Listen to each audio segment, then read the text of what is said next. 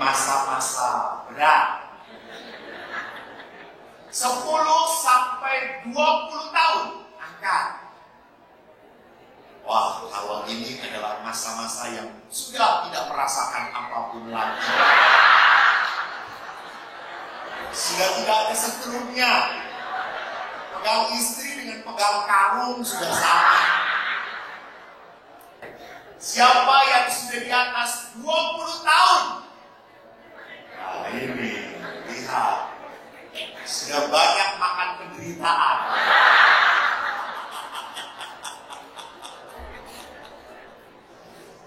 Dan siapa yang tidak menikah?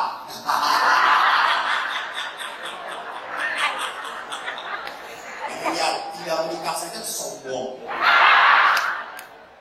Bapak Ibu saudara-saudari terkasih, terima kasih. Saya semangat kalau berbicara tentang keluarga. Pertama, kenapa? Karena saya dilahirkan dari keluarga yang tidak ideal, tidak. Tetapi saya dan adik-adik saya tumbuh sebagai anak-anak yang hormat pada orang tua. Kami tumbuh sebagai anak-anak walaupun pernah dilukai, tapi sekarang yang paling berharga bagi kami adalah orang tua.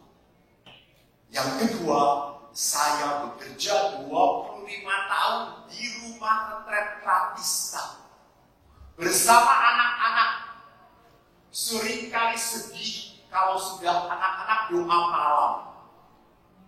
Hampir 70% bahkan sampai 80% doa anak-anak itu sama.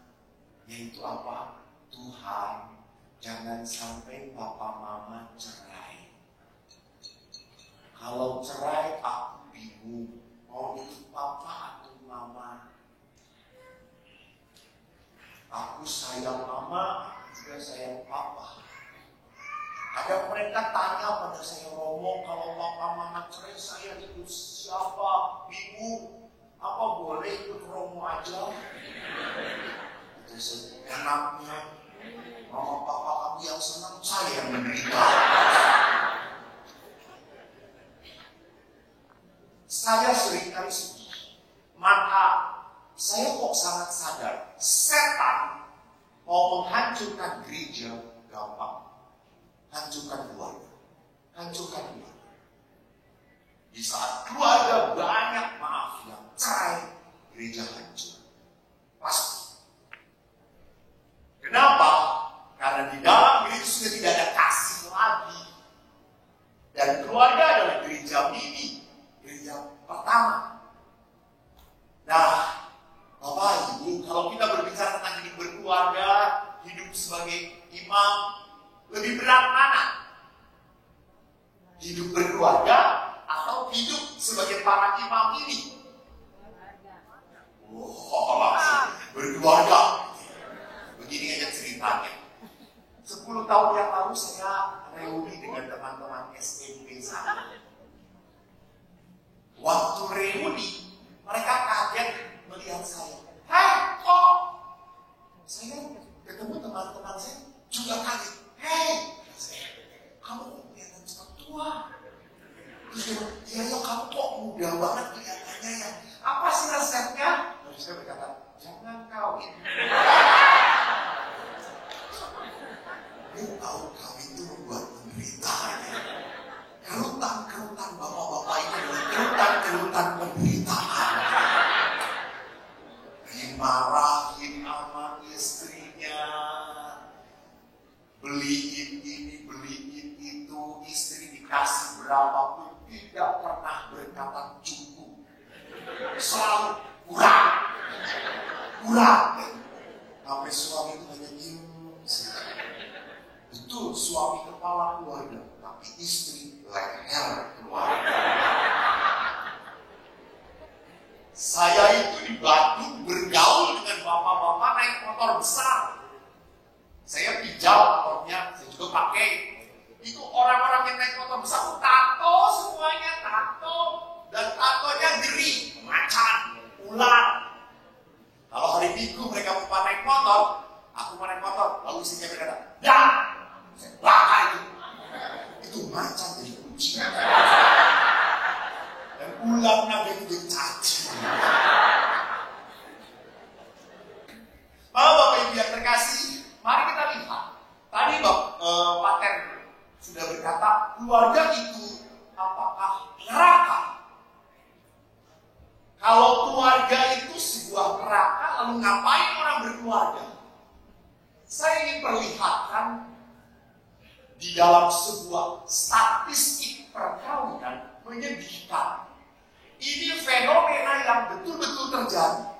Dari tahun 2017 sampai 2020, angka perceraian di Indonesia 1.170 per hari. Kalau per hari. Maka kalau 3 tahun itu ada pasangan sejumlah 1.280 sekian cerai. Ini dibuat penelitian oleh aktivis kaum wanita 2017-2020. Saya percaya ini benar. Kenapa? Karena Kompas melakukan hal yang sama. Di tahunnya memang berbeda. 2019 sampai 2021. Dan kalau lihat nilai akhirnya 1.230 sekian. Sama menyedihkan.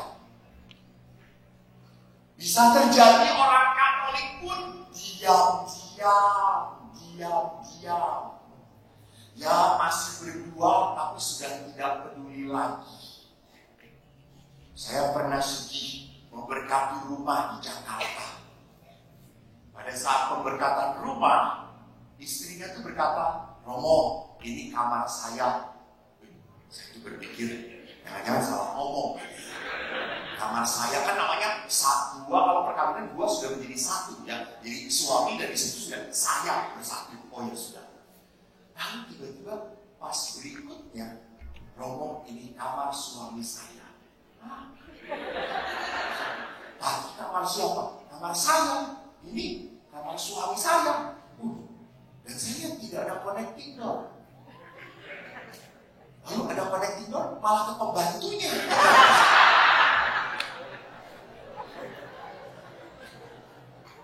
Jadi bisa juga terjadi orang itu secara hukum masih dalam ikatan perkawinan, tapi sudah tidak saling peduli.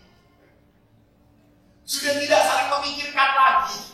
Itu tadi Pater mengatakan. Pater kan bagus banget ya nasihatnya, karena Pater belum pernah hidup berdua. Malam hari itu tolong duaan.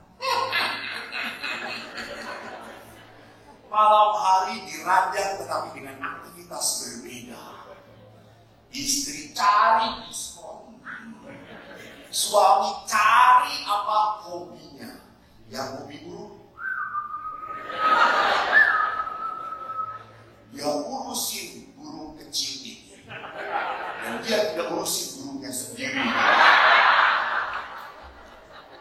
Jadi Bapak Ibu lihat, semuanya akhirnya apa? Punya kesenangannya masing-masing. Jadi perhatikan ada 1.200.000 dan lihat menyedihkannya. Kalau lihat jumlahnya, suami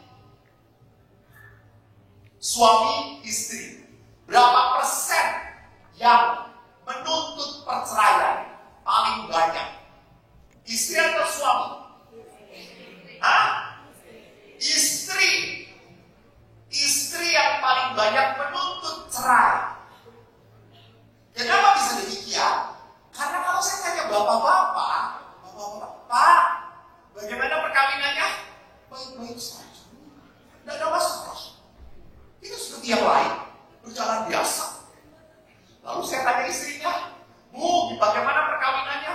Langsung ditanya penderitaan. Yang kesal. Aku pastor menderita. Aku pastor parah. Allah suami saya. Ya. Istri selalu menghadapi masalah di dalam keluarga, sedangkan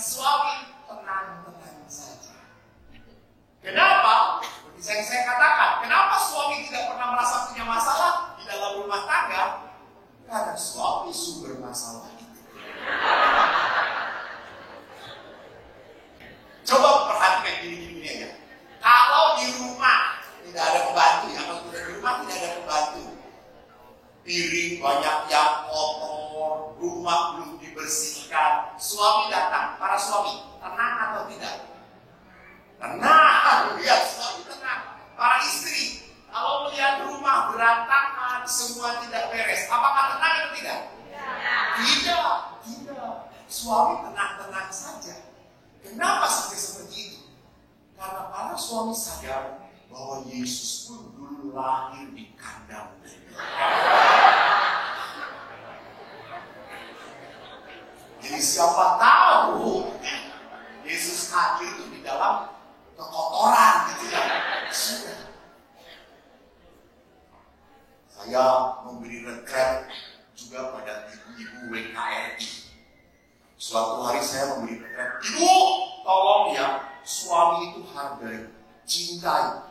Suami itu dari Tuhan, berkat, hormati.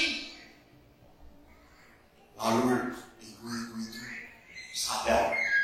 Lalu berkata, baik pastor, saya pulang ke rumah, saya akan menghormati, mencintai suami saya. Lalu pulanglah dia ke rumah. Setelah pulang, saya telepon ibu itu, Bu, bagaimana? Sudah ketemu suaminya? Sudah.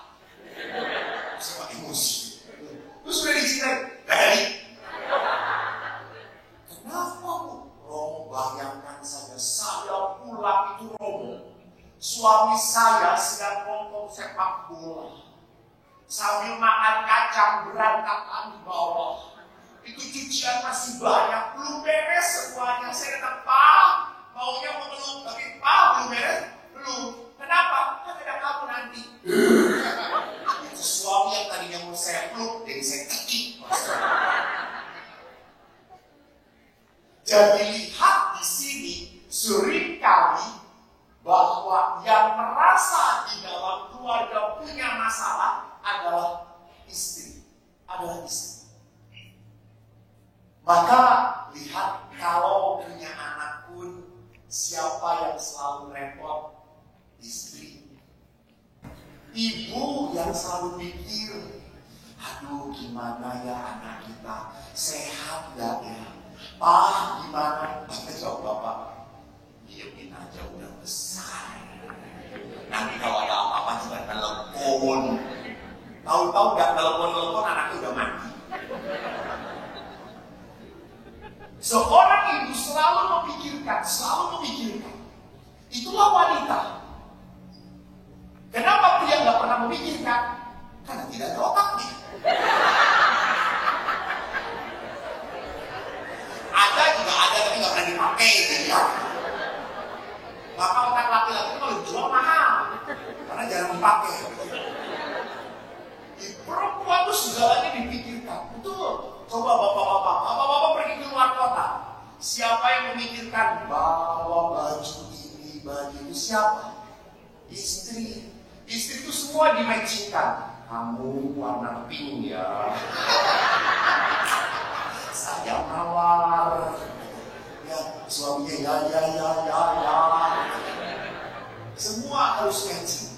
Istri. Bapak pergi keluar kota, supir. Siapa yang menyediakan makanan? Istri. Anda cuma bilang, Pak, jeruk. Pak, kacang. Nih. Pak, pisang. Nih, kayak monyet kan jadi makanan. Suami juga. Saya pernah pergi keluar kota bersama para pastor. Dari Bandung ke Jogja. Baru sampai Cileunyi itu baru 40 kilo dari Bandung. Saya berhenti, saya tanya kepada teman saya, ada minum? Nggak ada. Ya Allah, mau ke Jogja aja 400 kilo nggak ada minum. Lalu akhirnya ya sudah ke Alfamart. Semua turun pergi ke Alfamart. Namanya juga pastor ke Alfamart, apa yang terjadi? Mereka cari makanan dirinya sendiri. Saya berkata, mana minum saya? Ambil sendiri. Semuanya perempuan itu dipikirkan. Laki-laki terima beres. Selalu mengatakan, kenapa peributkan hal yang kecil? Kenapa?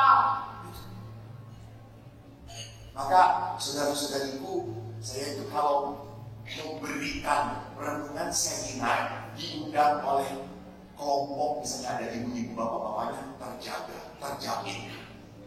Makanan tersedia, minuman ada. Tapi kalau saya diundang oleh para pastor, sudah pasti penuh penderitaan. Sampai bandara lupa dijemputlah.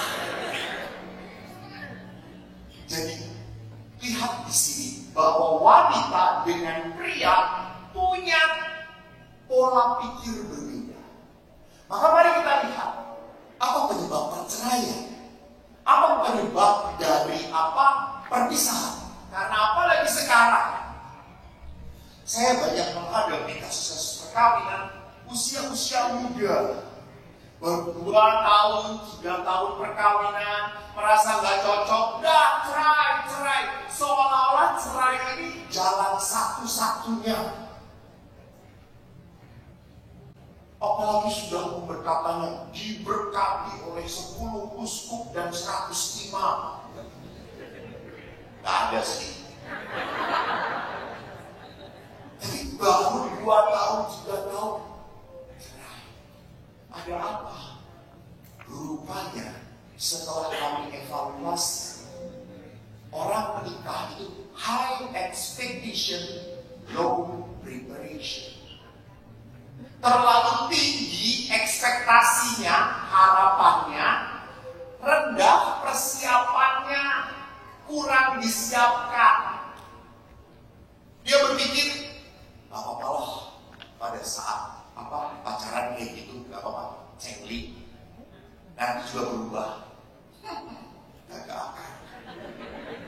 Justru pada saat pacaran itu iklan, coy, iklan. Semua baik, apa yang kau lihat, semua baik. Iklan pacaran. 5 tahun taring keluar, aslinya keluar, kenyataan keluar, dan kita berpikir kok nggak bisa berubah sih? Nggak mungkin, tidak mudah. Saya pernah memutuskan sebuah hubungan yang baru pacaran saja sudah memukul. Dia konsultasi, pacar saya memukul. Putuskan sekarang juga. Pasti dia saya dapat dari novena dan mengunjungi Gua Maria, 9 Gua Maria. Habis saja. Harus lawan Tuhan.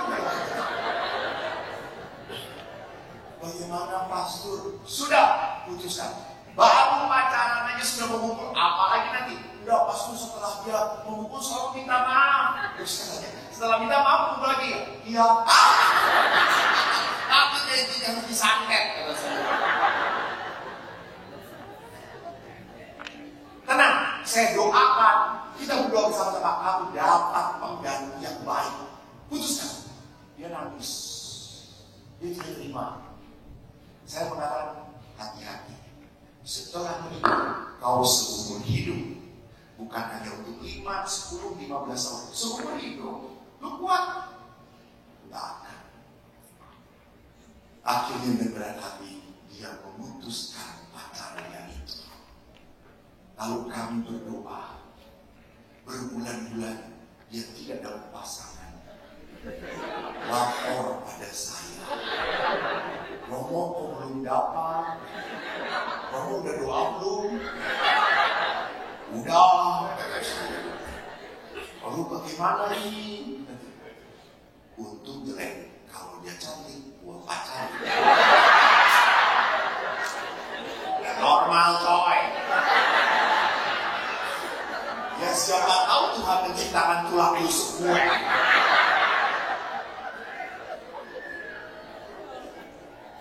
Lalu akhirnya saya pun berdoa, Tuhan tolong dengarkan doaku, tolong berikan pasangan pada dia. Kalau kau ingin panggilanku selamat.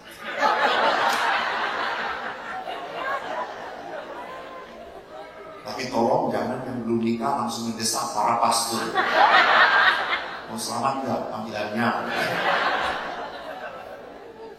Dan kalau lama kemudian dia dapat mendapatkan pasangan yang baik dan baik. Jadi hati-hati, beberapa perceraian terjadi. Kenapa? Maaf, karena menikahnya dipaksakan. Apa enggak jengkel setiap saat mama berkata, mana? Belum ada pasangan. Mana pasanganmu? Capek toh. Diomongin gitu terus. Ini belum kecepatan. Siapa lagi yang bilang atau enggak? Tangannya diam dalam nama Yesus. Atau mau gantikan siapa? Emosi. Belum punya sana. Pusing saya bikin jatuh. Jadi rupanya bukan wanita saja yang membuat pening, laki-laki juga membuat pening. Jadi perhatikan bagaimana seringkali seorang wanita sama pada saat didesak oleh orang tuanya, kamu sudah 30 lebih, kamu tuh mau ngapain lagi? Kamu sudah punya pekerjaan, kamu sudah mapan, mana calonmu? Akhirnya apa yang terjadi? Dipaksakan.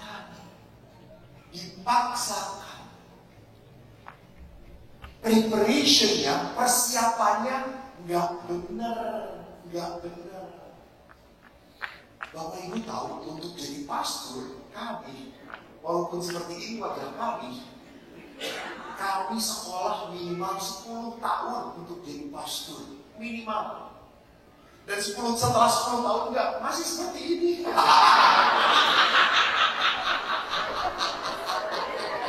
Mengharukan dan menyedihkan. Kalau ini kan hebatnya cuma kumisnya doang. Kita persiapan 10 tahun. Anda menikah, khusus persiapan perkawinan berapa bulan? Ada yang 1 bulan, ada yang 3 bulan, cuma segitu. Jadi memang gereja pun seringkali prihatin. Maka gereja selalu dia mendampingi pasangan-pasangan muda. Kenapa didampingi? Karena lihat salah satu penyebab dari sebuah perceraian adalah mertua. Maka pasangan yang paling berbahagia di dunia ini adalah Adam dan Hawa. Tidak punya mertua.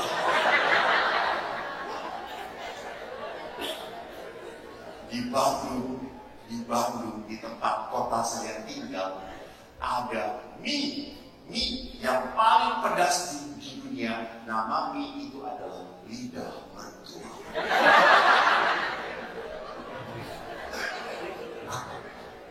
Seorang gadis pernah berdoa dan melihat doanya ada di sebuah kertas. Di doa itu tertulis apa? Tuhan, berikanlah aku pasangan hidup, dan semoga pasangan hidup yang kau berikan untuk aku sudah tidak punya mama.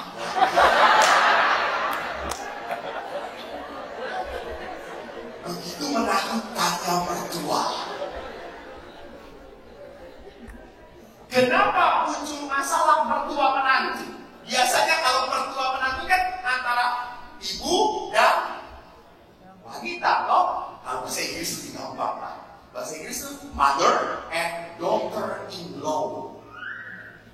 Perempuan kagak ada mantu laki-laki ribut. Enggak, mereka cuma tenang.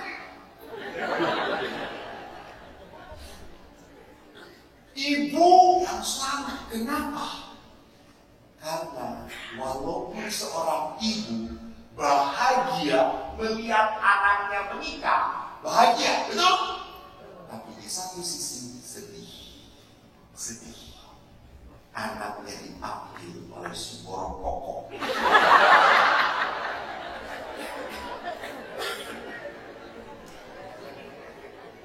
Dia sedih. Saya sudah membesarkan dia, saya sudah membiayai dia. Tiba-tiba dia lebih sayang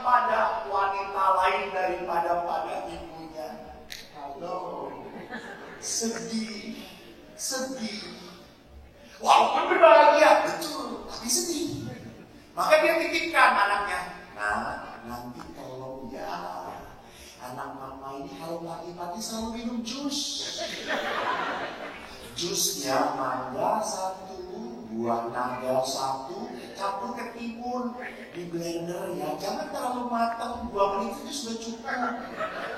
Menanti yang baik. Ya tante, baik tante, siap tante. Itu di depan mertua. Balik di depan anaknya. Dengerin ya. Mami lu nyuruh lu minum jus. Buat sendiri.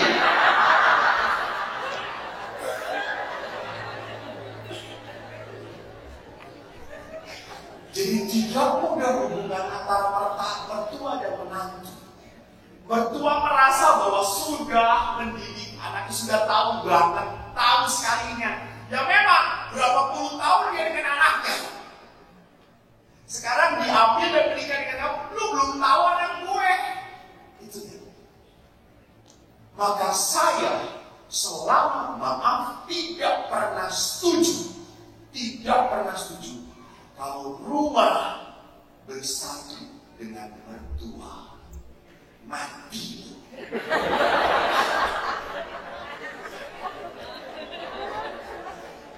Saya tidak berdoa supaya mati, saya tidak. Apalagi kalau laki-laki ikut ke rumahnya punya perempuan, langsung laki-laki itu baru menikah pun sudah ejakulasi dini. Kehilangan kekuatan kok. Lu tinggal di rumah mama, iya mama. Tidak ada power. Bagi laki-laki power itu penting.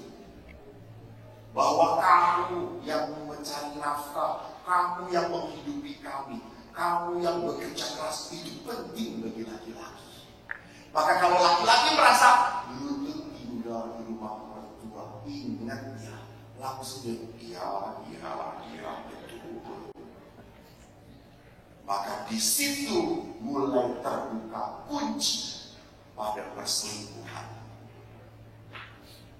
Kedua adalah masalah ekonomi. Apa maksudnya?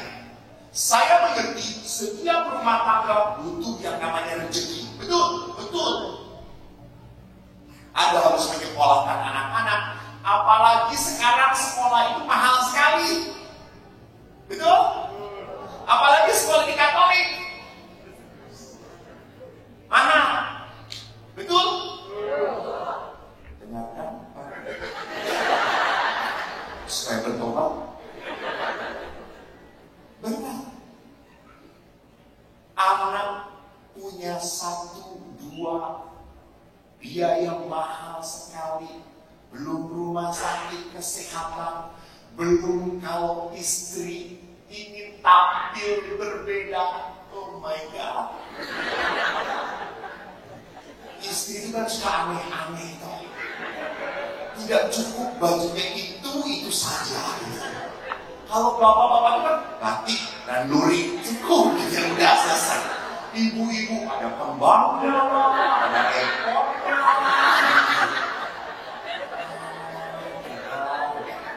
Suka aneh. Sobek sana, sobek sini. Bolong pantatnya. Apa membuat ini?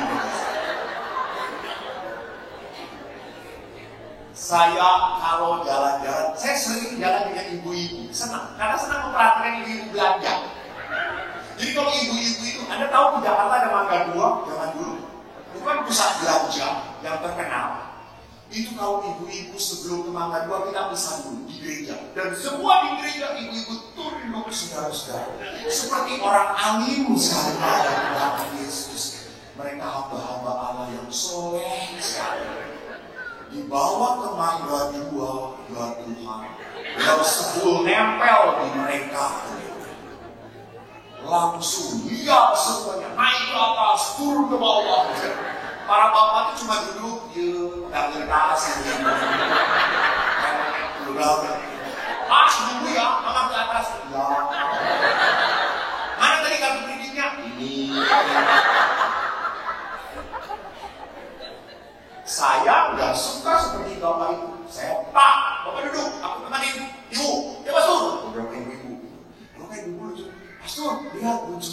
Wah, bagus ya. Iya Bu, bagus. Sudah mahal Bu, mahal juga Mas, cobain aja itu. Ditawar langsung. Bagus Mas Tur, bagus. Bu, ini bagusnya dipasang di mana Queen, betul. Dipasang di Ibu, jelek. Kenapa Mas? Mana Queen kan? Ibu. Ya. Ibu beli sarung, selesai. Gak ada model pas ini gitu. Ini jangan ikut saya, enggak, saya mau ikut itu. Lalu yang lucunya mahal. Berapa? 300 Ci, 200 enggak, 300 Ci. Ayo Mas pergi. Nanti sudah dipanggil. Setelah jalan, kok dipanggil. Nanti sebentar lagi. Yang asli udah dipanggil lagi. Dan itu ibunya balik lagi ke tempat itu. Dan saya udah malu banyak. Ini ada baju kos, itu kan aku sudah. Ditawar lagi. Betul pilihan si Bapak, duduk di tengah. Jadi lihat, kalau ekonomi, maaf, saya kok percaya. Kalau seorang ibu bisa merasa cukup, seorang suami pun bisa merasa cukup, bisa bersyukur. Kok rasanya Tuhan itu memberi rezeki kepada kita? Ingat saya bicara kemarin tentang doa. Apa yang membuat doa salah? Karena kita rakus, tidak bisa bersyukur. Jadi ekonomi itu berkat dari Tuhan. Tetapi kalau orang hanya mengajar keuntungan tidak cukup, cari, maaf, Anda akan kehilangan keluarga Anda. Pernah saya ditanya oleh para pengusaha, Romo bisa nggak dalam kehidupan antara bisnis dan keluarga dua-duanya berjalan secara sempurna dan berhasil? Bisa atau tidak? No. Anda mungkin bisa mengatakan yes, betul. Tapi ingat, kita harus lihat perasaan anak-anak Anda juga. Mereka mungkin secara ekonomis dapat yang mereka butuhkan secara ekonomi. Apa yang mereka butuhkan? Tetapi apakah Anda masih punya waktu untuk menyapa? Apakah Anda masih punya waktu bermain dengan anak-anak? Apakah Anda masih punya waktu untuk mendengarkan anak-anak? Paling-paling juga apa? Ya sudah, asal menyapa doang. Bapak Ibu jangan lupa, Anda pergi kerja pagi-pagi, baterai hidup Anda full. Anak-anak pergi sekolah, baterainya full. Ibu-ibu juga sekarang kan dari kerja, baterainya full. Pulang ke rumah, semuanya baterainya low batt. Balik ke rumah, konslet. Maka hal kecil pun jadi apa? Jadi masalah. Suami naruh sepatu salah pun ribut. Suami naruh koran pun ribut. Suami naruh handuk sampai sekarang sudah bertahun-tahun. Mas Tur, saya sudah menikah dengan suami saya. Naruh handuk gak bisa-bisa. Kamu tuh sekolahnya di mana sih? Dan suami dengan tenang, apa salahnya? Saya suka kagum dengan para suami ini. Kau bisa menghadapi istri yang seperti itu gitu ya?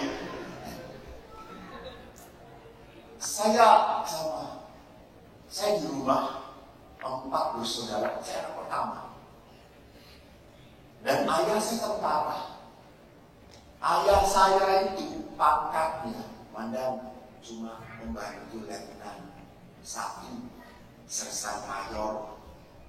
Lalu kalau ayah saya dimarahi oleh komandannya, pulang prajuritnya Eko. Dia jengkel oleh komandan, ada prajurit kecil si Eko. Dia hajar gue. Maka saya sampai saya jadi pastor pun 10 tahun saya jadi pastor, saya belum bisa memaafkan ayah saya. Saya pernah ditanya oleh umat di sini, pastor itu merokok tidak? Tidak. Kenapa? Nanti saya ceritakan.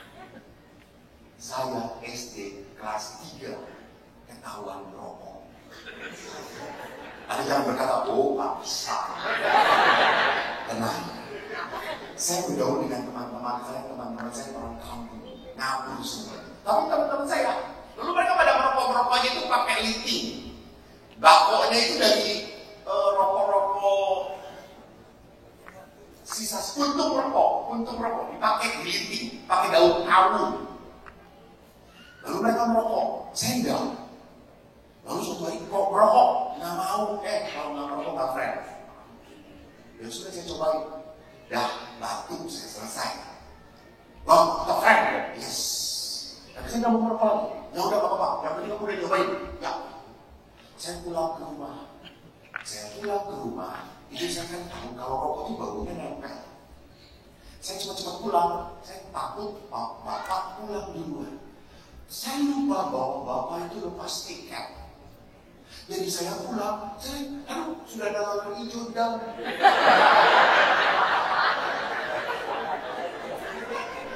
apa kalau hijau semuanya sudah jadi sama tidak. Saya masuklah, lalu saya menyapa ayah sudah datang. Saya salam, lalu ayah ngomong, kok bau rokok ya kok? Maksudnya, iya Pak, kok bau rokok ya Pak? Jangan tadi ada tamu Pak. Saya lihat di asbak bersih coy. Bersih. Lalu ayah mendekati saya dan dia, kamu merokok ya? Enggak, masa itu merokok? Enggak merokok, masih kecil, enggak merokok. Lalu langsung bilang, kamu merokok? Enggak. Langsung lalu kalau pastikan dulu semalaman enggak tidur kok. Wah, kamu merokok? Iya. Wah. Ini pengakuan yang menimbulkan penderitaan. Karena bisa pengakuan harus pengampunan toh. Ini pengakuan penderitaan. Saya dipukul dan waktu saya dipukul saya melihat ayah. Dan itu tidak boleh. Kalau ayah marah saya tidak boleh menatap wajahnya. Dan saya menatap ayah marah. Ayah buka sepatu laskrim. Lalu sepatu ceko itu isinya besi. Dilemparkan dalam jarak 1 meter, kena bibir saya pecah, gigi saya patah, dan saya kabur dari rumah. Saya pergi ke sawah, dan di sawah ada kaleng. Saya masih ingat apa kata-kata saya. Pak, nanti itu sudah besar, kita berkelahi, kita berani. Sekarang ini masih kecil, kita berani. Ayo kita berani, berkelahi pakai blok. Saya takut. Anda tahu sampai sore saya tidak dicari oleh ayah. Karena ayah berpikir, anak ayah 4, hilang 1, masih 3. Dan yang mencari saya siapa? Ibu, sore, maghrib, Allahu Akbar, ibu datang. Oh, pulang. Gak mau Bu, ayah itu kalau marah terus usah. Kalau karena ayah saya itu marahnya pakai bab 1, bab 2. Terus kelanjutan. Gak mau lagi dimarahin lagi. Ya sudah, kalau ibu gak mau pulang, ibu di sini, ibu pulang. Saya jawab, ibu pulang, saya di belakang ibu. Dan Anda tahu, ayah saya itu sudah begini. Komandan coy. Tidak ada belas kasih dalam hati komandan. Dia begini keras dan saya kan berdarah tuh. Dia tidak sedih melihat saya berdarah. Ayah itu dengan satu kata, dan saya paling takut dengan omongan ayah. Kalau dengan Allah, saya masih tidak takut. Karena Allah masih bisa ngobrol dengan kita. Dengan ayah, maju. Tapi bahasa jawab yang adus. Dan saya langsung mandi.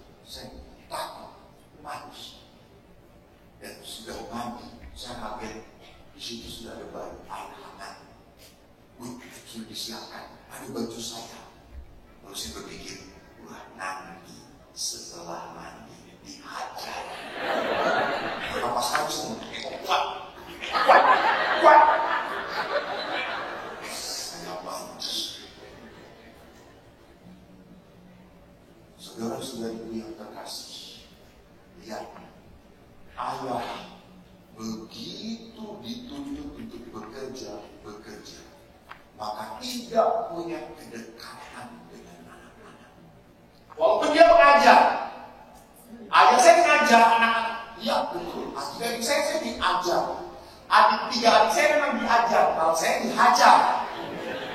Karena saya paling bodoh, saya tuh gak ngerti, apalagi matematika kemarin saya sudah cerita. Adik saya tuh kalau ditanya sama ayah 7/8, langsung 11. 7/7, 14. Kalau saya 7/8 kok. 19, salah kaprok. Jadi penderitaan itu sudah salah yang pelajaran itu. Saya bisa. Nah, perhatikan pada saat ekonomi tidak disadari sebagai berkat Tuhan, maka akhirnya saya bertanggung jawab untuk pekerjaan.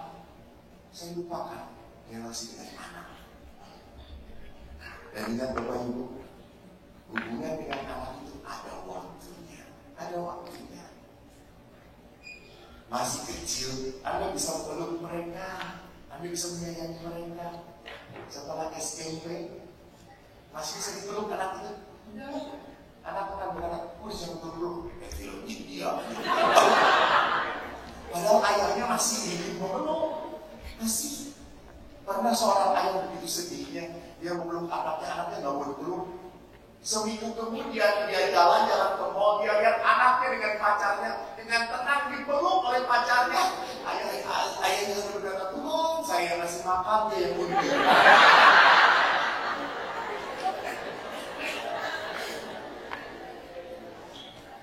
Jadi tidak ada rumusan kalau Anda terobsesi pada ekonomi, kita harus punya ini, punya itu. Anda akan kehilangan keluarga. Jadi memang di sini butuh yang namanya balancing. Maka yang ketiga, masalah yang membuat perceraian adalah komunikasi. Sejak sebelum menikah, ada waktu untuk berbicara, ada waktu untuk ngobrol. Lihat toh, saya itu paling suka kalau lihat orang pacaran. Saya nggak pernah iri, nggak iri. Karena saya sudah berpikir jauh penderitaannya. Dan kalau di Bandung itu, ada tempat pacaran yang bagus, namanya Lembang. Di puncak, bisa melihat segala-galanya. Dan kalau anak-anak muda pacaran, itu naik motornya itu kan jungkir semuanya kan. Laki-lakinya gini, perempuannya plok. Bodoh perempuannya mau-maunya. Saya suka ngomong pakai triplek, enggak pakai triplek. Lalu kalau udah pacaran, mereka berpegangan. Saya pegang knalpot sama anaknya kata saya. Lalu mereka ngomong, apa teteh? Tidak ya iya kan bersama teteh. Iya sama gitu. Itu gayanya. Dan kalau pacaran laki-laki itu betul pujangga nomor 1. Dan ngomongnya.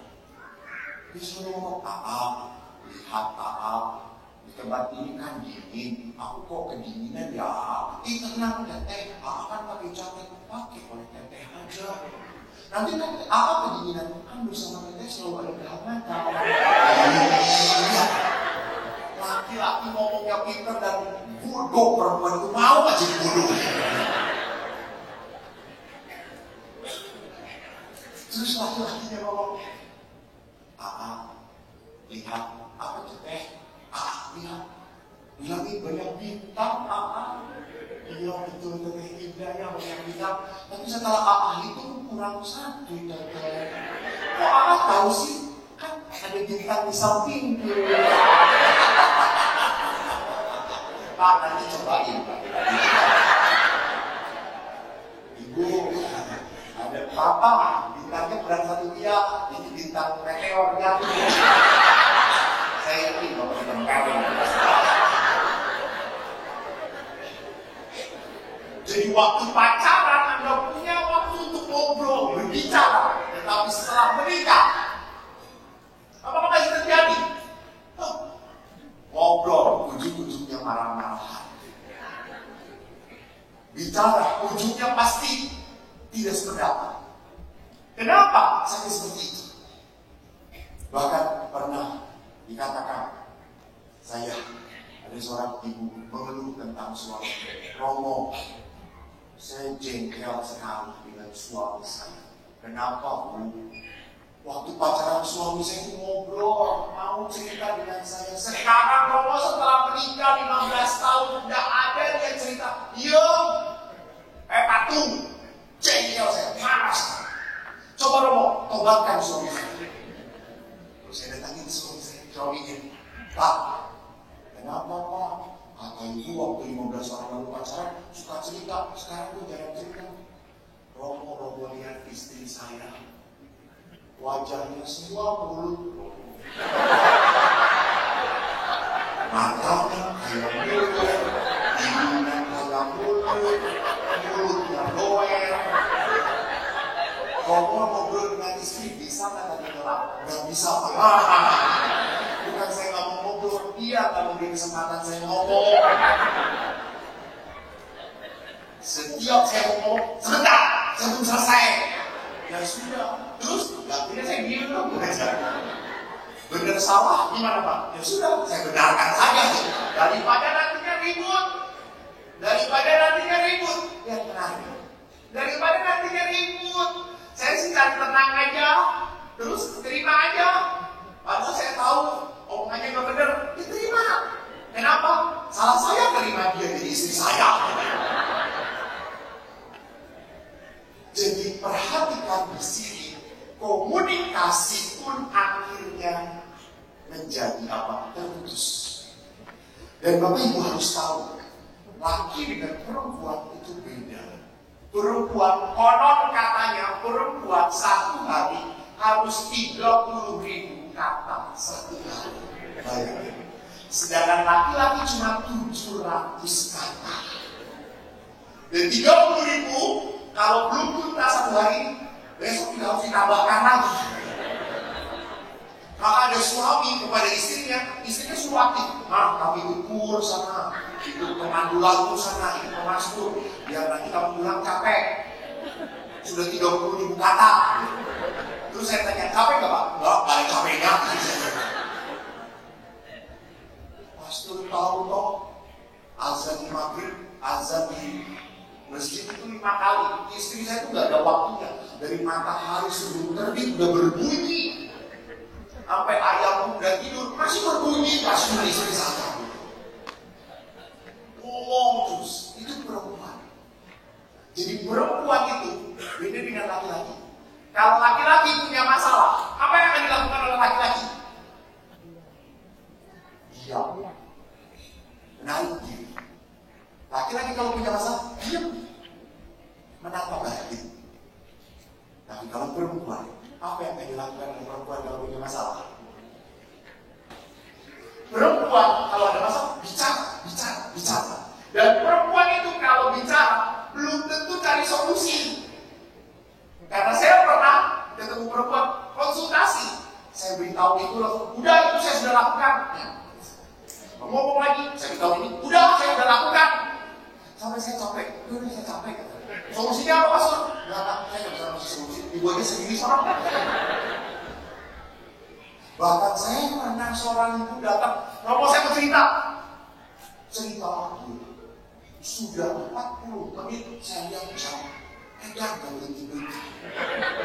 Lalu saya ngomong, sebentar, saya belum selesai. Ya Allah, Pastor itu bentar saya. Dia ngomong lagi, 30 menit lagi dia ngomong. Setelah ngomong 30 menit lagi, si ibu bilang, sudah Pastor, selesai. Saya sudah puas. Saya pulang sekarang ya Pastor. Terima kasih Pastor.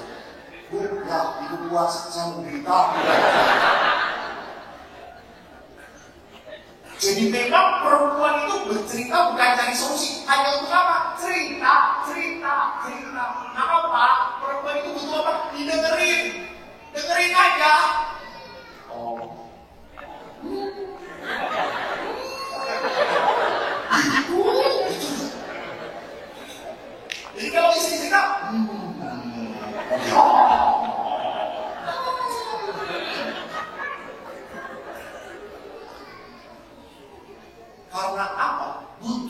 berbicara, menumpahkan. Ini perempuan. Laki-laki itu membereskan sendiri. Maka kalau ibu lihat suami sedang punya masalah, nggak bisa. Papa cerita, ayo cerita. Istrimu, cerita. Saya yakin suami akan berkata, apaan sih?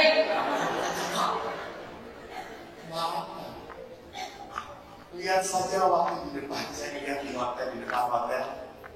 Bagaimana bapak-bapak menunggu acara ini? Jam berapa?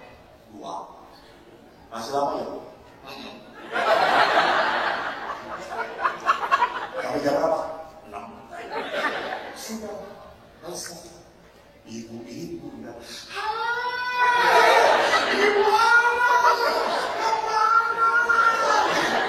Ibu itu kalau udah ketemu, topiknya banyak banget. Betul.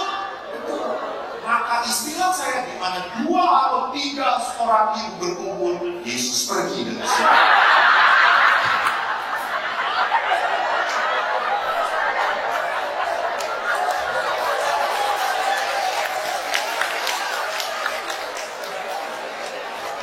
Karena Yesus tahu pasti jadi dengerin, ngapain?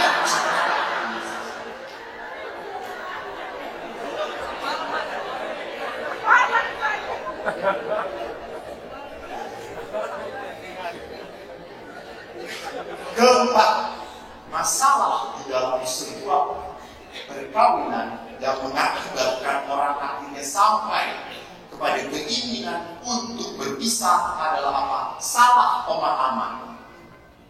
Ada banyak orang yang punya pandangan bahwa perkawinan itu harus membahagiakan. Jadi kalau saya tidak bahagia, ya sudah, saya harus berhenti deh. Karena bahagia itu identik dengan saya senang. Salah. Kalau tujuan perkawinan adalah sebuah kebahagiaan, saya jamin semuanya akan bisa. Saya coba tanya para pastor sekian jujur. Siapakah yang selalu bahagia menjadi pastor? Selalu bahagia. Ya kan? Tidak ada yang berani yang katakan. Lihat umat seperti ini pasti menderita. Jadi kebahagiaan itu adalah sebuah apa? Buah dari pengorbanan. Lihat seorang ibu, walaupun lapar, dan lihat anaknya, Mam, aku mau makan, tolong buatin supermie, Mam. Pasti ibu berkata, oke deh, Mama buatin supermie. Dia buatkan. Walaupun dia lapar, dia kasih supermie kepada anaknya. Dia lihat anaknya semangat makan, dia bahagia. Kebahagiaan dia raih dari sebuah pengorbanan. Bahkan ibu-ibu sekarang lebih baik lagi. Mam, aku lapar, Mam, tolong buatin supermie. Oke, Mama temenin ya. Di desa itu supermie, Mama jual supermie. Maka bentuk ibu-ibu sekarang sudah tidak beraturan, toh. Sancang di mana-mana membilang diri.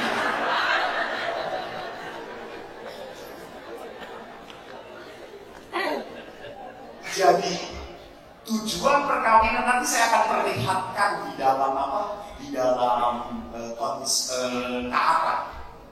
Sekarang mari kita lihat. Kalau demikian salah pemahaman bahwa tentang perceraian, mengapa cerai ada di dalam buku Musa? Kalau begitu, memang tertulis secara literer tertulis ada cerai. Tetapi Yesus memperlihatkan kenapa Musa sampai memberikan surat cerai. Jelas di sini. Musa memberi izin untuk menceraikan dengan membuat surat cerai.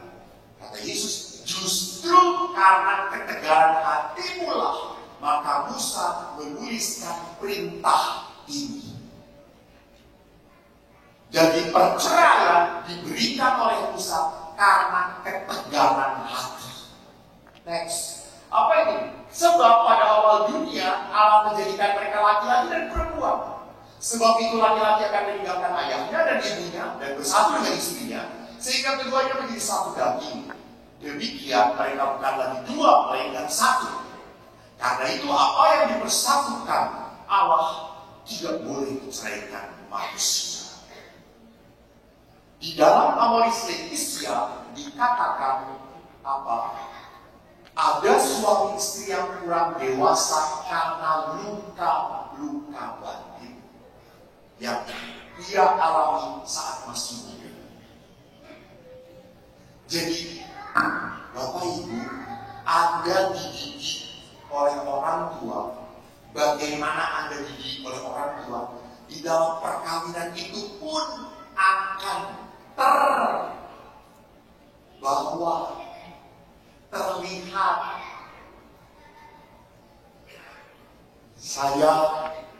Bapak saya Jawa, ibu saya Jawa. Saya kalau lihat foto ayah ibu, kalau mereka berdua dipotret, sikapnya sama. Ayah tentara,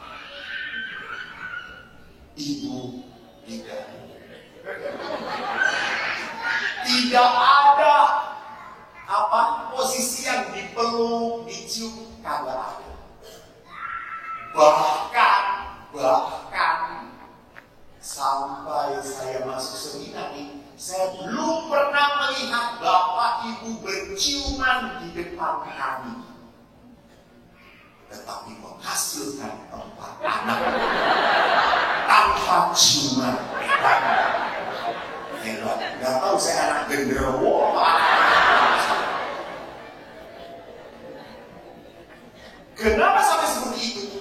Mereka tidak mau melakukan di depan anak-anak. Apa istilahnya? Pamaling. Nggak boleh, memalukan. Ya. Padahal itu ekspresi sayang.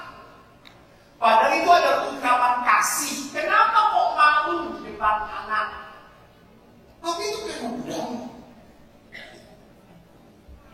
Jadi akhirnya saya pun sama. Saya melihat, saya terluka oleh ayah yang keras. Saya dididik dengan keras sekali oleh ayah. Sampai suatu saat saya waktu sudah jadi pastor, saya beberapa kali pergi ziarah ke Israel, ke Roma, ke Turki. Dan kalau pergi ziarah, saya selalu mencari oleh-oleh yang terbaik dan termahal untuk ibuku. Why? Because I love my mom. Sampai yang terakhir saya berikan liontin $500. Liontin Bunda Mari. Bagus banget. Saya dapat bonus dari seorang umat ngomong hadiah. Saya berikan khusus untuk ibu. Saya pulang ke rumah, Bu, liontin piro? $500. Larang le, mahal. Rapopo untuk ibu kita kasih. Tiba-tiba ayah datang. Lalu ayah tanya, aku apa kok? Rosario Pak Eko. Berapa kamu beli? $1 Pak Eko.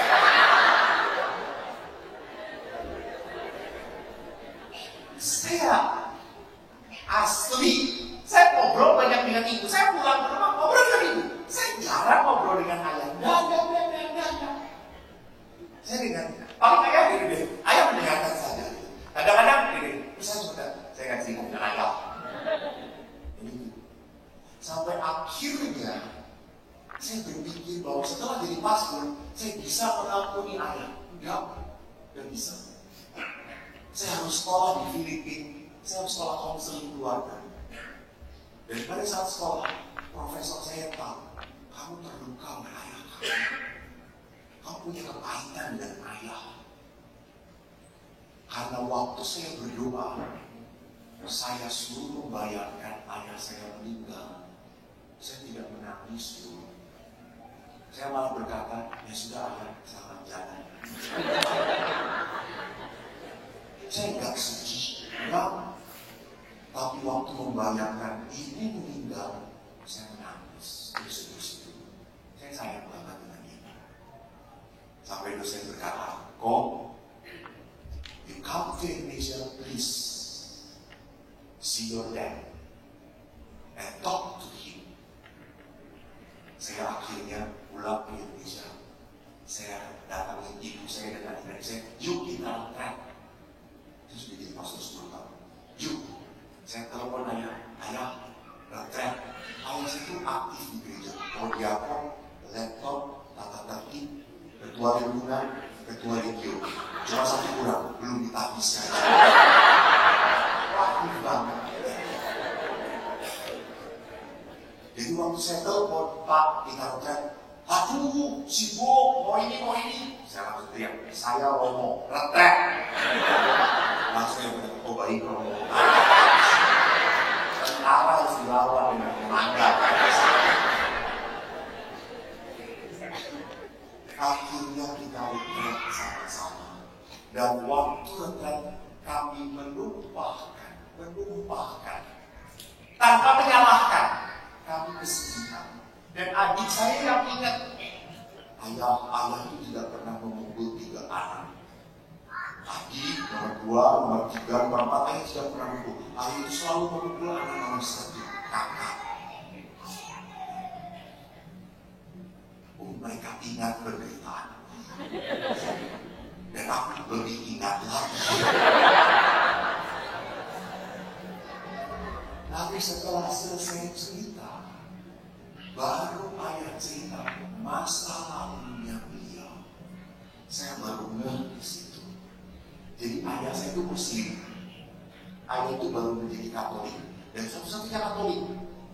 Kakek saya, nenek saya, om, tante, semuanya Muslim. Ayah saya anak ketiga dari 5 bersaudara. 2 kakak dan 2 adiknya perempuan. Dan ayah saya punya eyang saya itu seorang ajengan pemimpin agama. Jadi beliau itu kalau sholat selalu di depan mimpin. Maka ayah berkata, waktu aku kecil, aku lupa sholat subuh sekali saja, langsung ditali, dibabu, dibecuk pakai satu lidi sampai berdarah oleh kakek. Dan saya anak laki-laki harus bertanggung jawab menjaga 2 kakak dan 2 adik. Maka ayah diperlakukan keras sekali oleh kakek. Langsung saya ketak, gue sasaran. Begitu maksud saya. Jadi luka itu tanpa sadar terbawa begitu saja. Ayah tidak ada maksud melukai saya. Tetapi begitu saja muncul. Karena kamu anak nomor 1, kamu laki-laki, kamu harus jadi contoh. Dan kebetulan yang harus jadi contoh ini bodoh. Habislah gue. Sampai saya ingat, ayah itu selalu ngomong, oh kamu tuh bodoh, otakmu tuh didengkul. Betul, karena kalau saya ditanya, selalu lama menjawabnya. Karena prosesnya jauh, saudara. Kadang-kadang tersesat dan salah jawab. Dan saya percaya, otak saya didengkul. Saya tuh bodoh, ya betul.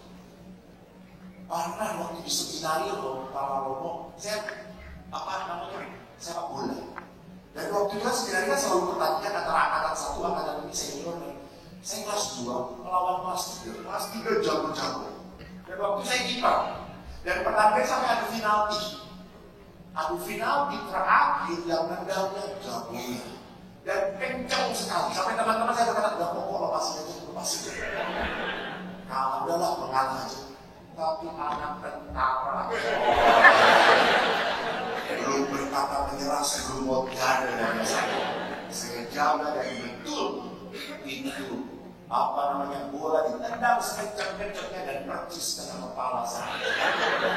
Bola keluar, saya masuk ke dalam. Dan kelas kami menang, saudara-saudara. Semua sorak kegirangan saya masuk ke rumah sakit. Karena saya muntah-muntah.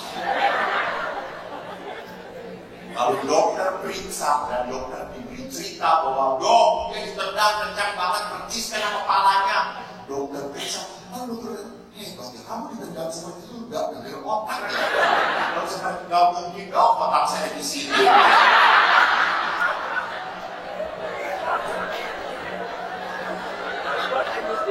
Bapak Ibu, Tuhan tidak pernah salah menempatkan.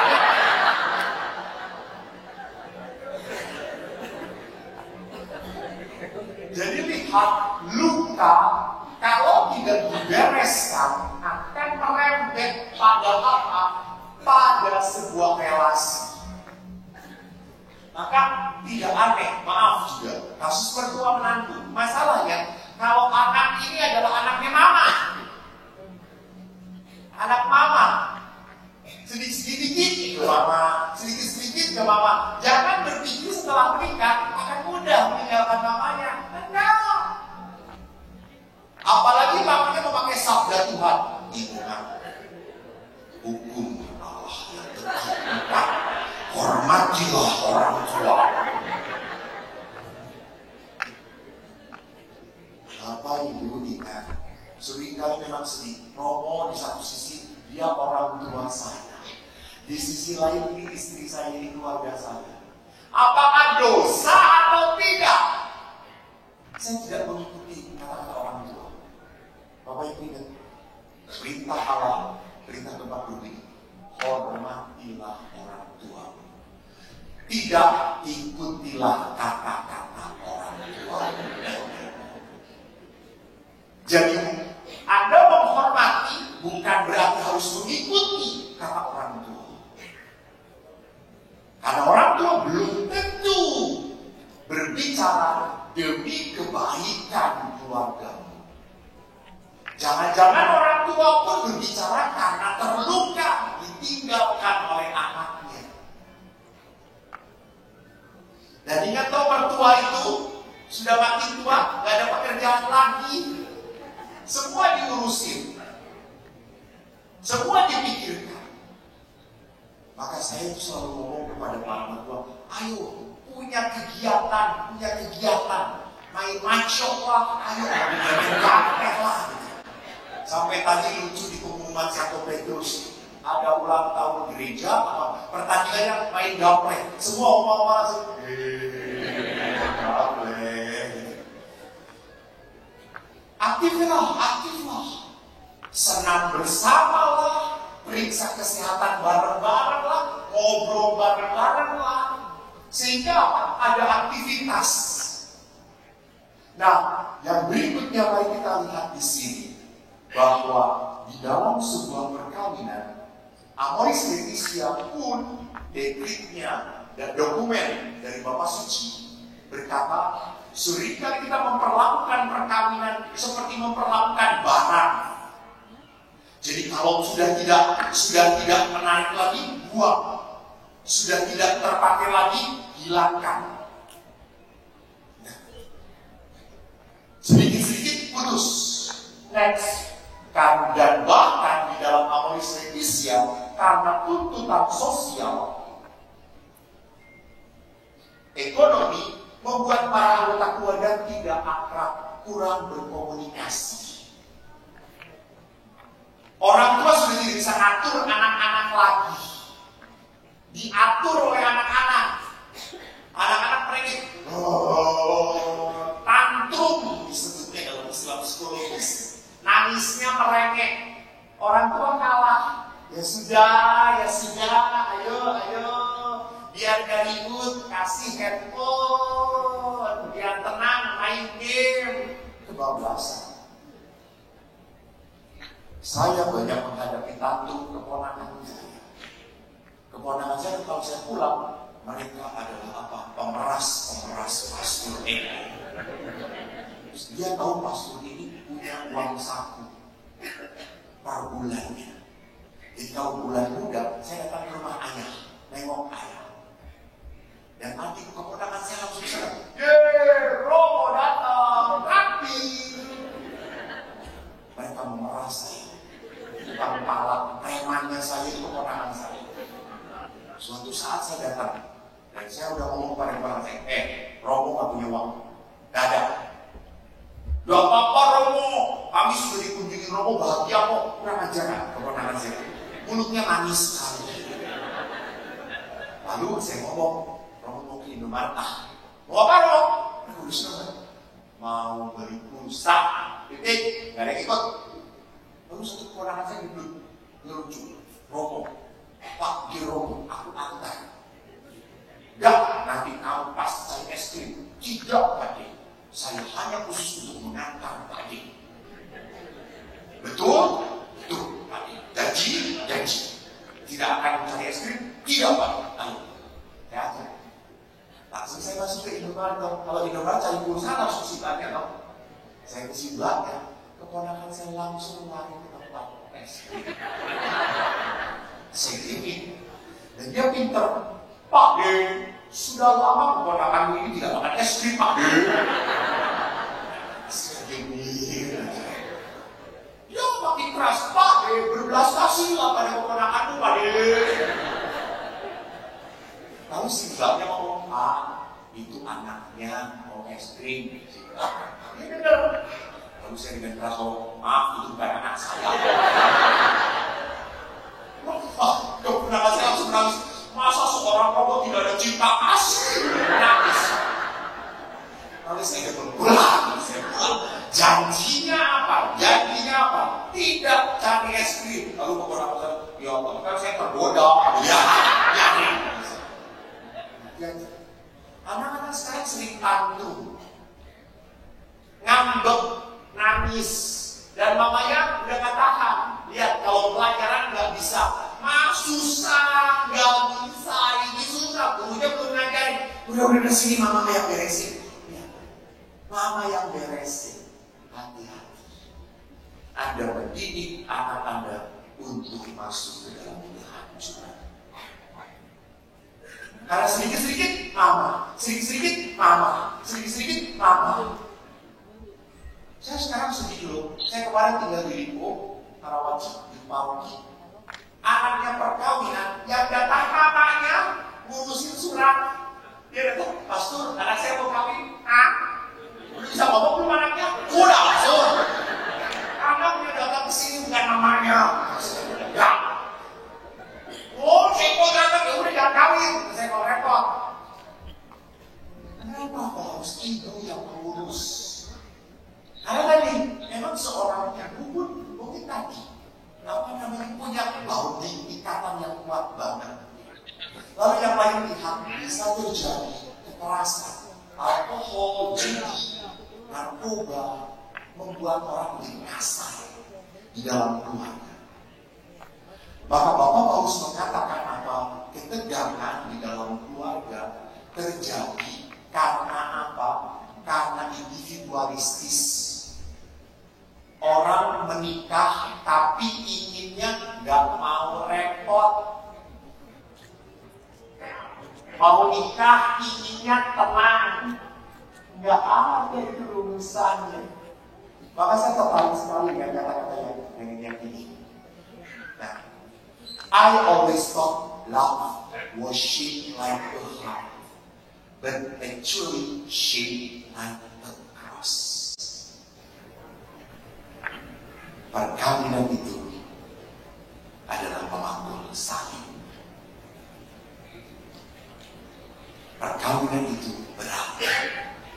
Maka kalau Anda merasa bahwa hidup perkawinan Anda menderita, Anda sudah berada di jalan yang benar. Tuhan memberkati. Terima kasih.